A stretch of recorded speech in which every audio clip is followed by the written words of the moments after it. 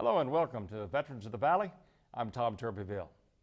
Robert Fliedner had pretty much decided that the Army didn't want him after his high school graduation in 1940. You see, he had tried to enlist twice, but poor eyesight disqualified him both times. But then after the U.S. got involved in World War II, after Pearl Harbor, well, his eyesight must have improved because he was drafted, first assigned to limited service and then general service, and then to duty in both the European and Pacific theaters of the war. Robert Fliedner built stuff, camps for incoming infantry, sewer lines for those camps, tank farms to store gasoline, and he maintained gasoline pump stations that pumped fuel to the front lines. His overseas duty started in England, then landing at Normandy's Utah Beach, and it ended more than 2 years later at Bataan in the Pacific. Please welcome Robert Fliedner of College Station, one of those rare World War II veterans who served on both fronts. Robert, it's a pleasure to have you on Veterans of the Valley and to tell your story here.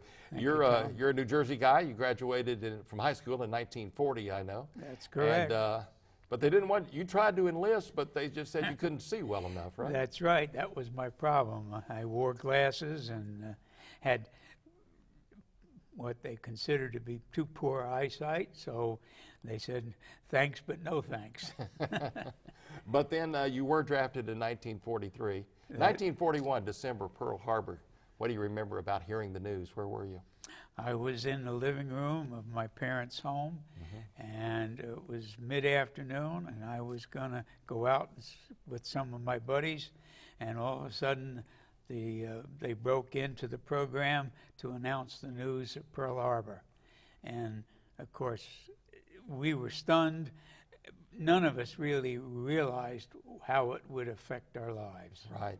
1943, though, you were drafted. You went to Fort Dix initially, and then to Fort Niagara, where all the people there were pretty much limited service like yourself, right? That's right. And at that time, limited service meant that you were going to stay in your Army area, which was at that time centered around New York City. Right. They just tried to find something for you to do. You were a draftsman.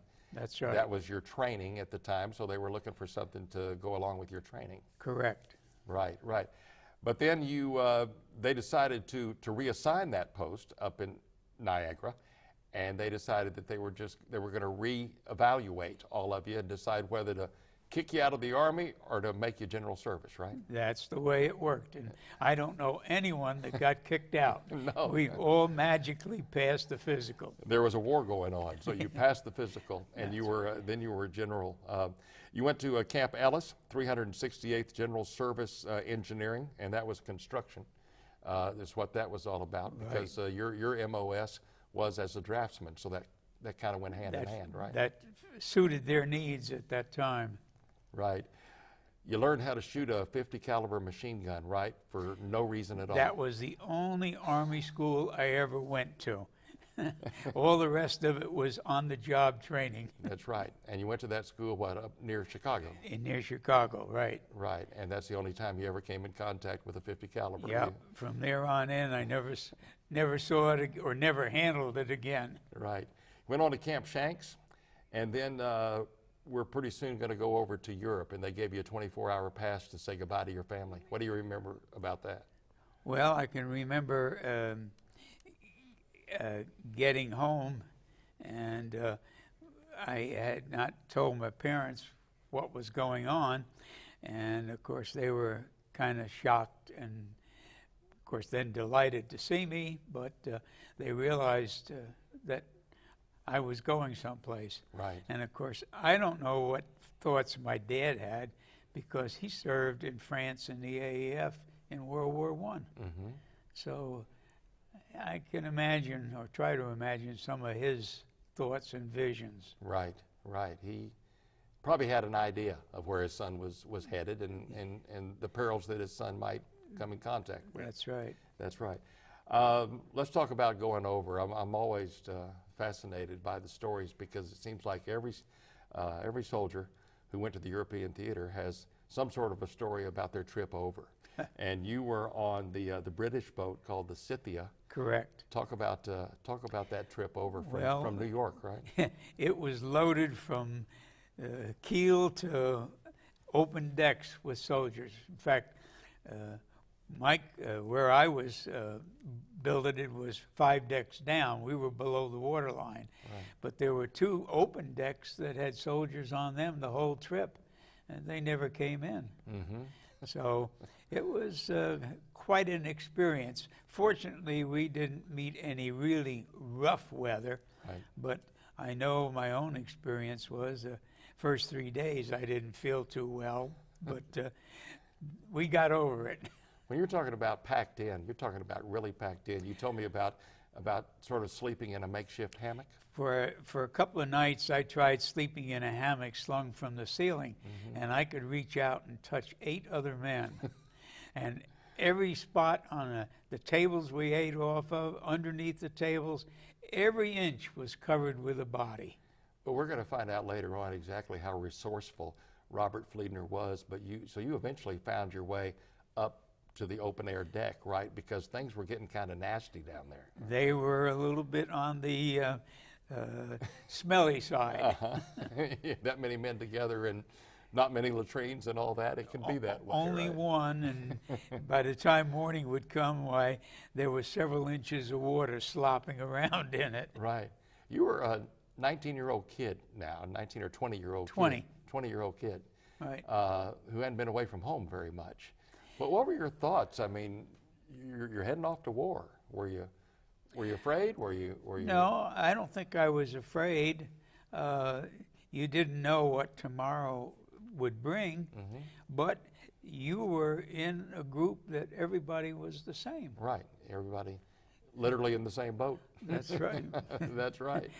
For 12 days, you went over, you landed at Bristol, England, and then to sort of take us from there after your landing, they transported you. After Bristol, they took us up to a small English town called Buxton, and we were housed in what they call the townhouses up there, and our task was to build this camp for the infantry coming over months and months later for the invasion.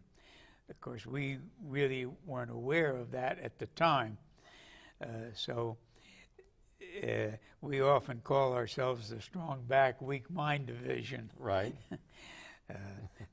I worked initially on a concrete gang where we were pouring floors for some of the buildings that we would erect, and then I was assigned the task of putting in a sewer line to a stream that was about 2,500 feet long, and we had a digger that was going to dig the trench for us, but we hit a Roman drain, and that broke the teeth of the digger.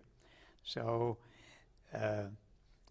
because there were only one company of engineers there, and the infantry arrived.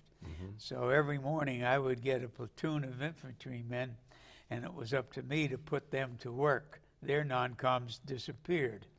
And so after the digger broke down, we had about 1,000 feet of trench to go, and so I gave them a choice. Pick or shovel, fellas. Here we go. And this was a trench that had to be big enough to set down the piping. Yeah, for the we sewer, were right? using clay tile, belled clay tile, and which was a common product in England at that time. Right. And because water would get in the trench, we would have to do it in sections.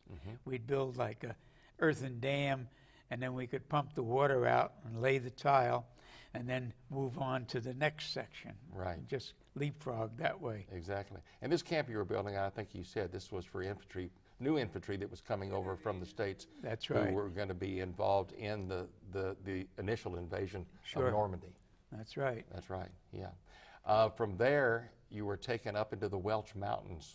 What was that about? Well, as D-Day got close, we were taken up, work on the camp stopped, and we were taken up into the Welsh Mountains to do some refresher training, which consisted of marching, and at that time they took away our M1 Garands and gave us battle salvage M1 carbines.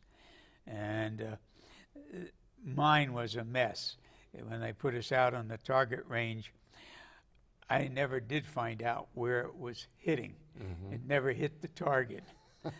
So, of course, at that time, I swore to myself that if I had to, the first chance I get, I would exchange it for a Garand. Right. It was about this time, I guess, that D-Day actually occurred, but you really didn't know about it yet because you were up in the mountains. You were pretty much in the boondocks, right? That's right. We were in the boondocks, and we probably didn't hear about it for a couple of days. Right. D-Day was June 6th. And within a few days, however, they moved us down to a camp, a barbed wire enclosure on the southern coast of England, and we were there just a few days until they loaded us on a LST, us as troops, and of course with our bulldozers and road scrapers and trucks, all the heavy equipment that we had went with us. I want to go back to this encampment that you said, this barbed wire encampment where they held you. There's a lot of security involved in this time. One reason that it was a barbed wire encampment is they didn't want you communicating with the outside because people kind of knew what the war strategy was then, right? Yeah, right. They wanted to break any communication between the troops and outside because you never knew who was on the outside. Right. I mean, there were German agents in England, and any information they could glean, that could be useful. Right. I want you to, if you can, talk in as much detail as you can remember about the trip over. You said you left from Weymouth, England, which was on the south border of England. Right? Southern coast, Southern coast of England, on an LST, right? Which was one of the tank transport, right? Landing ship tank, right? That's the type of ship that has two huge doors that can be opened and a ramp drops so that heavy equipment, tanks or that, can drive off onto the land. What was, sort of recreate what it was like in this? Where did you sleep? What did you do when you weren't asleep? You were surrounded by equipment. It was only a 12-hour trip for us. Right. And we boarded about dusk. I see. So that meant we all tried to find a place where we could lie down. Exactly. Some of the fellows found out that the canvas top of a 2.5-ton truck made a nice hammock, and so they climbed up there and went to sleep. Right. What they didn't realize was that truck was parked right at the rail, and if they'd have made the wrong move, they'd have been in the drink. They'd have been over. That's right, and nobody probably would have missed them. That's right. So in this LST, there was equipment, there was trucks, and there were soldiers. That's right. So it was packed. It was packed. It was Right, pretty right. crowded. They 12 utilized hours, right? every square foot that they could. Right. Did you have a notion at the time of what you were going to find when you got to the beach? You knew that it had been, anywhere from 10 days to 2 weeks since the invasion. Or less. Or less. Right. But at the time, when you were about to land at Utah Beach, did you all have any idea what you were going to find, whether there'd still be resistance going on or whatever? We had no idea of what we might run into or expect. Right. As it turns out, the front was probably by that time maybe 20 miles in. And the LST ran up on the beach, but didn't get up quite far enough, so we waited for the tide to change, back off, ran up again, and this time we got off. And we climbed up out of the LST and across the beach and up a road that had been cut in by other engineers, and we were in an assembly area, and some of the fellows went out to explore, much to their later regret, because they came back and said they had found some German bodies.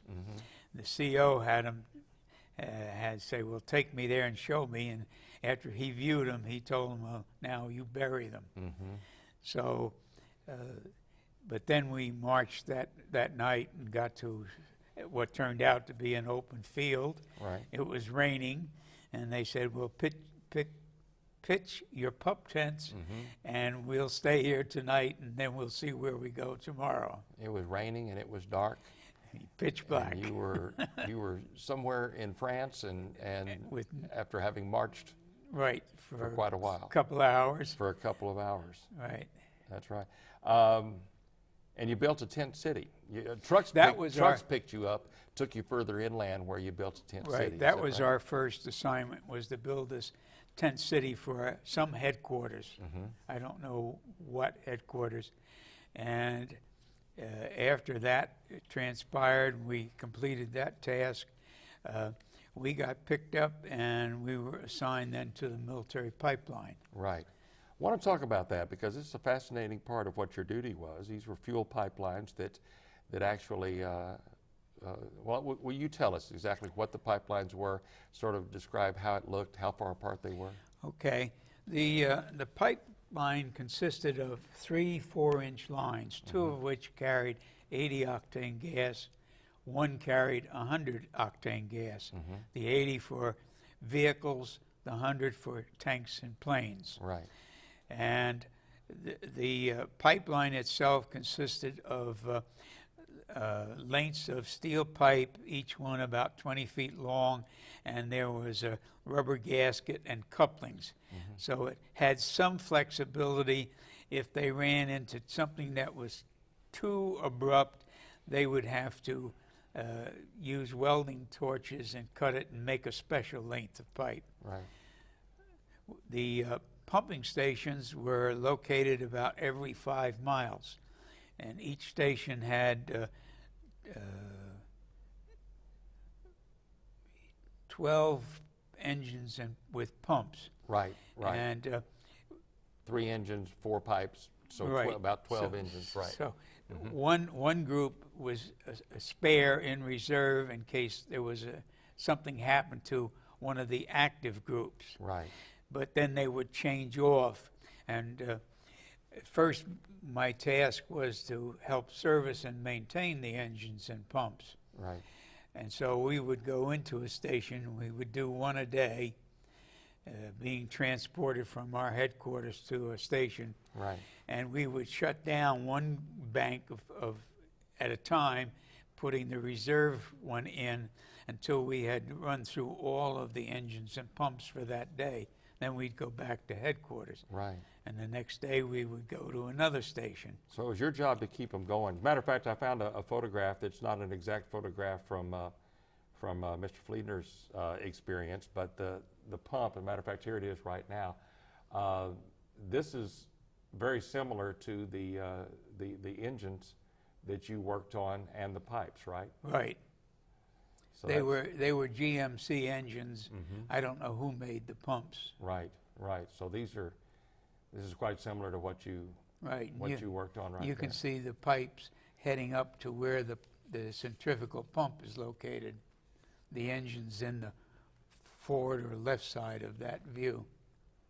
Right. So that gives you kind of an idea of what your job was. So it's to maintain those and to keep those oiled and running and the spark plugs going and everything to where that it That's could all right. work, right? That's right. But at first, you told me that every day you'd go to the one that was 5 miles out, then you'd come back, then you'd go to the one 10 miles out, then 15 and 20, but they finally figured out that they could be more efficient than that, right? Right. They decided that, hey, we're spending a lot of time in traveling, so they assigned a mechanic to stay permanently at each pumping station. And that was his then sole responsibility to maintain those engines and pumps. Right, right. And that worked out very well. And I was fortunate in the one that I got assigned to. It was near where the Germans had constructed some barrack-like buildings with prefabricated panels. And my predecessor there had built a little hut, which I occupied, which was probably very, very good accommodations. And I like to read, so I used either candles or a piece of rope and a bottle of gasoline for light until I got smart one day Yeah, tell us about this. and Yeah. found a French car that had been hit at a railroad crossing. So I salvaged the battery and one of the headlights and rigged that up, and that became a reading lamp for me. And when the battery would start getting low, I'd take it out, put it on one of the engines, and take that one, which was fully charged, and bring it back. Your resourcefulness goes on. As a matter of fact, a little later on, another story that I want you to tell. But the war was in front of you at this time. You were not in resistance right now, but what you were doing was making sure that this pipeline was pumping the gasoline necessary to the front to run the tanks, to fuel the aircraft. So, I mean, what you were doing was not just extremely essential to the war, it made it possible to fight the war. Yes, because after all, the Army really was mechanized and depended upon vehicles Right, right. for everything. Right, that's right. So if your pipeline broke down, there would be problems. Now, you had a commander who decided that he wouldn't be much of a commander unless he got his guys a little bit closer to the front. And he was going to take some of them to the front and leave some of them back, but... Yes, our regimental colonel, I'm sure he was old Army, and I'm sure he figured this was his last hurrah. Yeah. So he realized that if he wanted to earn a star, he had to be up close to the front. Right. So he made a deal where he would leave just a handful of men to train new engineers coming from the States, and he would take then the bulk of his men up. They wound up, I believe, in Belgium. Right. And I was one of the ones selected to stay behind and train newcomers. I guess the reason for that being that I had run a small 2-tank farm outside of St. Lo, and of course I had been on the engines and pumps and knew how they worked. So I was on detached duty with these new fellows, and eventually I became cadre for a new outfit that was formed in the theater. Right. And my assignment then was to become a pumping station foreman. And I might see an officer once a week for a few minutes. Right. My other contact was by telephone to our company headquarters. Right. You describe yourself as you were not a yes man.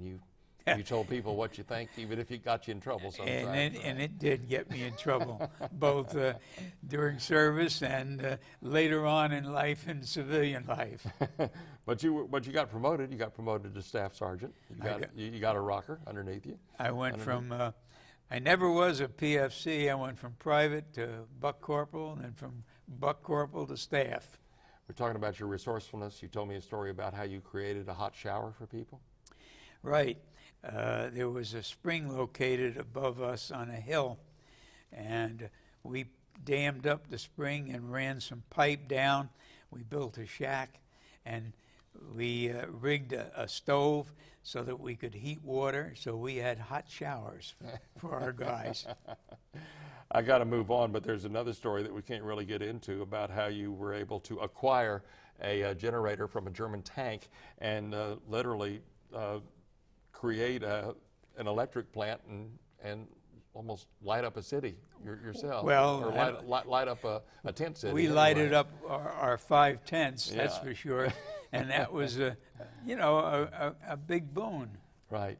The war ended in Europe. Excuse me. The war ended in Europe, and the pipeline shut down.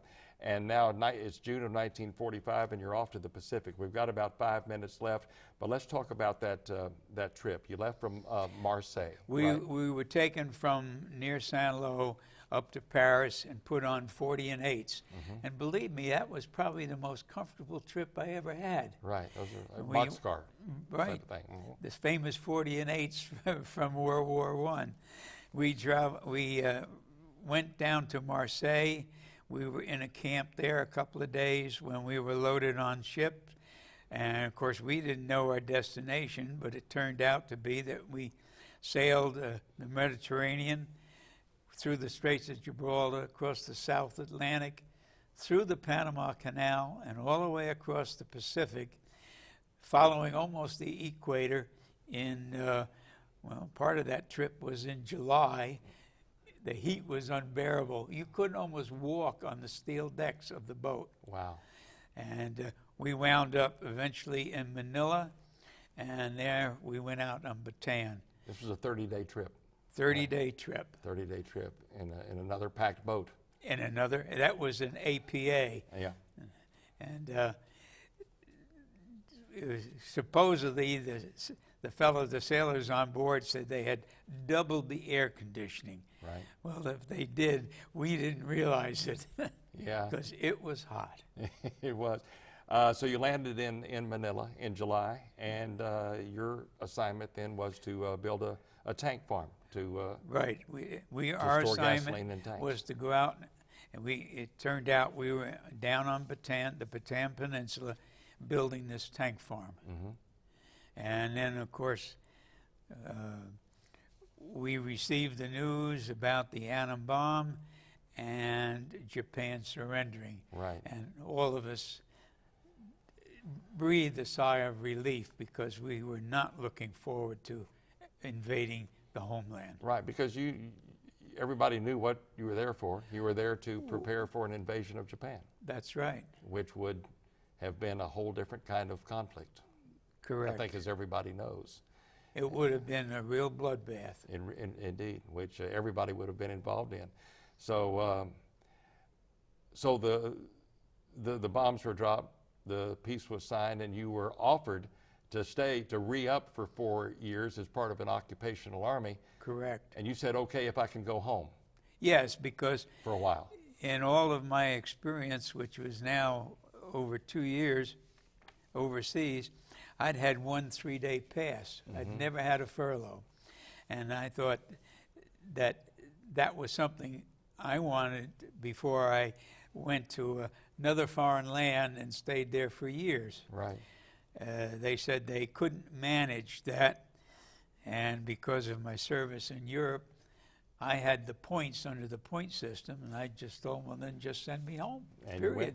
you went home in 1945. As a matter of fact, they sent you to Seattle, then you took a train all the way to New Jersey, and I think you ended up being in New Jersey about on Christmas Day. So it was a nice Christmas We surprise arrived for your family. in Fort Monmouth, New Jersey, Christmas Day morning. On 1945. There's so much more to your story, and we are out of time now, but thank you for your service. And it's a great, unique story of serving on both fronts.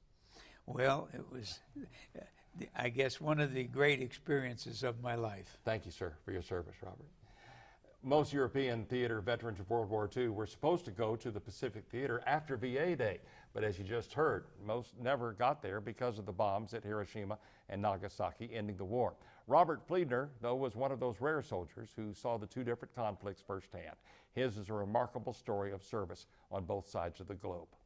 I'm Tom Turbyville. Join us next time on Veterans of the Valley.